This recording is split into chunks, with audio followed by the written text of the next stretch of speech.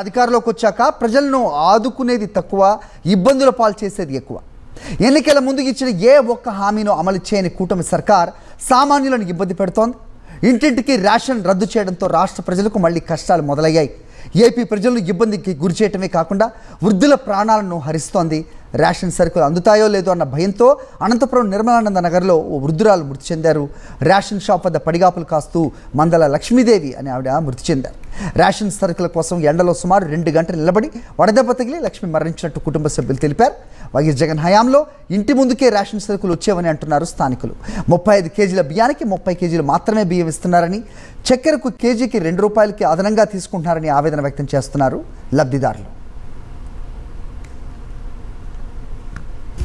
నేను వంట చేసి పోతాను సార్, వంట చేసి పోతాను. ఇట్లా బియ్యాన్ని కాసుకోవాలంటే ఓ నెల నాకు అసలు బియ్యమే రావు. ఇట్లా కాసుకోవాలంటే అయ్యలేదు.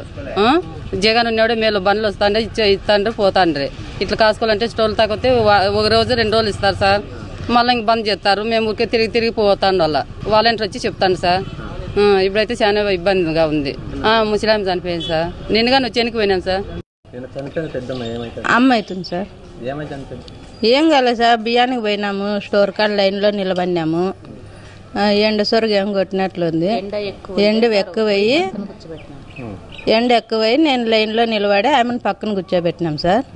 పక్కన కూర్చోబెడితేనే ఉన్నట్లు అట్లా పడిపోయింది సార్. దాని లైన్లో నిలబడి ఇట్లా ఎండకులకి సొరుగులకి పడిపోయి ఇట్లా అయిపోతే ఎట్లా సార్? ఏమైందంటే స్టోర్కి పోయినారు సార్, నిన్న స్టోర్కి పోయినారా నిలబడిపోయినది.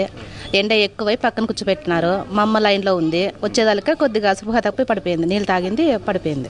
హెల్తీగా అయితే బాగానే ఉంది సార్. నెల పోతాండి సార్, పోతాండే వేయించుకొచ్చుకుంటాండ్రి, పర్వాలేదు. ఈ నెల అట్లా అయిపోయింది మా అవ్వకి.